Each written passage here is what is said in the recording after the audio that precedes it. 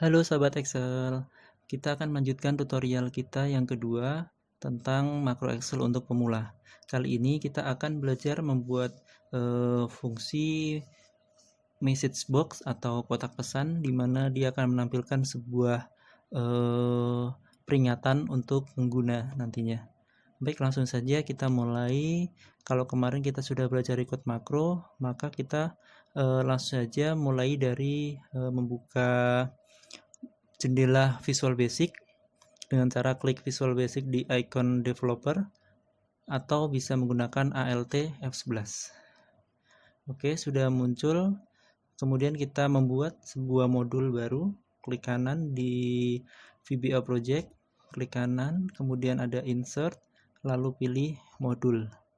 Nah, di sini kita bisa membuat sebuah makro atau program di dalam modul ini.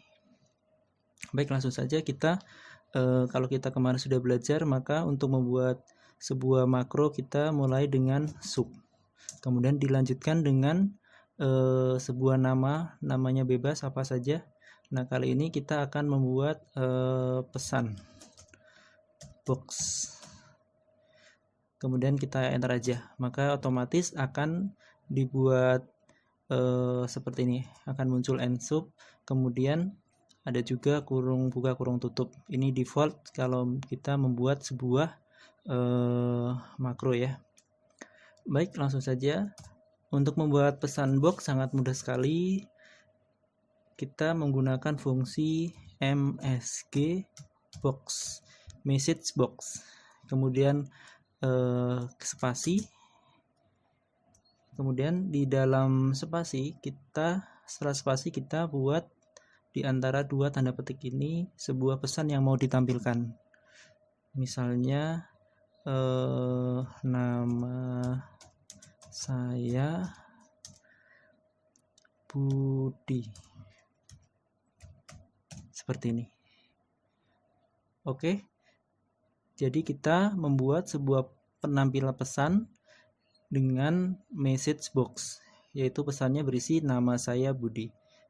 Cara merunningnya gampang, seperti kemarin kita pakai tanda segitiga ini. Nah, muncul nama saya Budi. Atau bisa juga menggunakan, kita buat tombol seperti pertemuan pertama. Kali ini kita akan menggunakan tombol bulat saja. Oke, bebas ya teman-teman ya, mau membuat tombol ini bebas sekali, menggunakan shape mana aja boleh, bentuk apa aja terserah teman-teman. Oke, saya menggunakan tombol bulat ini. Oke, saya akan kasih nama pesan. Kurang gede ternyata. Baik, seperti ini kita sesuaikan. Dibuat tengah, dibuat bold. Oke, kemudian kita hubungkan dengan makro yang kita buat. Klik kanan, assign makro pesan box. Oke, kita coba klik dan muncul pesannya, nama saya Budi. Itu ya teman-teman ya, untuk membuat sebuah pesan yang akan tampil. Pesan ini bisa berupa misalnya ada sebuah pesan yang mau ditampilkan teman-teman bagi developer, misalnya pesan, entah itu pesan telah selesai entry, misalnya kalau membuat sebuah form entry, atau pesan apapun yang mau ditampilkan, baik itu pesan peringatan atau pesan yang lainnya yang biasanya nanti diperlukan. Oke. Baik, setelah kita membuat pesan, kita akan lanjutkan. Jadi kita akan membuat sebuah bagaimana kita mendapatkan nilai dari sheet atau dari sel yang akan kita eksekusi. Jadi misalkan di B4 ini kita akan membuat misalkan nama saya titik 2. Nah, nanti di B4 ini kita buat misalkan form nama ya, form nama kita buat misalnya Harun. Oke, Nah, bagaimana caranya agar Harun ini ketika kita pencet klik pesan ini bukan nama Budi tapi nama yang tertulis di B4 ini. Mari kita buat ya. Oke, kita kembali lagi ke Visual Basic-nya. Nah, teman-teman bisa lihat B4 ini adalah sebuah sel, ya kan? Nah, kita pertama kali harus mengambil nilai dari B4 ini atau Harun ini. Kita supaya bisa masuk ke makro yang kita buat ini.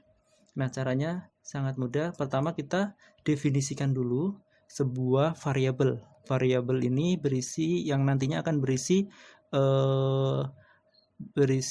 nilai dari B4 ini. Oke, kita definisikan dulu. Nah, untuk membuat sebuah variabel diawali dengan dim, kemudian spasi, nama terserah, nama variabelnya. Kalau saya sarankan menggunakan nama selain bahasa Inggris, karena takut ketukar sama sintaks-sintaks yang ada di makro Excel. Misalkan dim nama as. Nah, ini kalau misalkan bentuk variabel yang akan diisi nanti berbentuk sebuah kata atau kalimat bukan number, kita menggunakan string. String ini bisa berisi kalimat, kata, atau pokoknya karakter selain angka. Gitu ya. Penulisannya seperti itu ya. Ada tulisan dim, kemudian nama variabel, ada as sebagai apa gitu kan. Nama variabel ini kita definisikan sebagai apa. Nah, ini sebagai string seperti itu. Nah, kenapa perlu didefinisikan? Agar ini dianggap sebagai variabel. Di nama ini dianggap sebagai variabel di dalam makro yang kita buat. Nah, kemudian nama ini setelah kita buat variabelnya, nama ini akan diisi oleh B4 ini ya, B4 ini, yaitu berisi variabel value yang ada di B4. Caranya sangat mudah, kita tinggal membuat sel begini. L-nya 2 aja. Cells kurung buka. Nah, row ini adalah baris. Jadi baris ke berapa ini? 1 2 3 4. Baris ke-4. Kemudian koma, kolom. Kolom ini adalah kolom B. B itu urutan abjad adalah yang kedua. Jadi bukan B tapi dibuat sebuah angka, yaitu angka 2. A, B, 2 kan? Seperti itu. Kurung tutup. Kemudian kita mau mengambil value, maka dikasih titik value. Seperti itu. Jadi variabel nama ini setelah didefinisikan, kita akan isi dengan sel 4,2. Seperti itu. Oke. Jelas ya teman-teman. Nah, kemudian variabel nama ini kita akan munculkan di pesan. Nah, karena ini nanti isinya macam-macam, tidak hanya Budi, kita hapus Budinya. Oke, setelah spasi kita kasih tanda dan. Seperti ini. Dan nama. Nah, selesai. Jadi nama ini setelah diinput oleh sel yang ada di 42 atau B4, kemudian akan ditampilkan dalam bentuk message box seperti itu. Oke, kita uji coba ya. Oke, kita klik. Ya, nama saya Harun. Begitu. Jadi kalau kita rubah di sini, kita tadi Budi misalnya, pesannya tetap akan menjadi Budi. Oke, kalau kita rubah menjadi Anto, pesannya akan berubah menjadi Anto. Oke, begitu teman-teman. Jadi makro ini sangat gampang sekali dibuat. Jadi untuk pendahuluan bagi pemula, berisi tentang cara mendefinisikan variabel, kemudian membuat variabel ini menjadi terisi, mengambil nilai dari cells atau Excel yang kita buat, kemudian menampilkan dalam bentuk nama. Nah, bisa juga kita kombinasikan, misalnya nanti nama ini tidak hanya muncul di message box tetapi di sel lain. Itu tidak masalah. Jadi kita akan tampilkan di mana, misalkan di sel B6 ya. Kita misalnya sel sama B6 berarti B itu 2 ya. Jadi kita baris dulu 6, kemudian 2, yang artinya B6 kita akan isi dengan nama. Oke. Jadi sama penggunaannya. Jadi pertama sel 6,2 atau di sini ya 6,2, atau kalau di sheet ini kita menyebutkannya B6.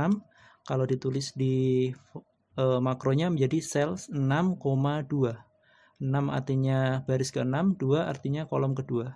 Nah, akan dikasih atau diberikan nilai variabel nama. Jadi nanti sama ini. Nama di sini sama isinya. Oke. Oh ya, jangan lupa ada value-nya ya, karena ada value-nya yang akan diisi. Oke. Kita akan eksekusi ya. Kita kembali ke sini, kita klik pesan. Nah, berhasil. Di sini muncul Anto. Ini muncul nama saya Anto. Oke, kalau kita rubah lagi, coba misalnya Agus. Oke, kita klik pesan. Nah, muncul nama Agus. Oke.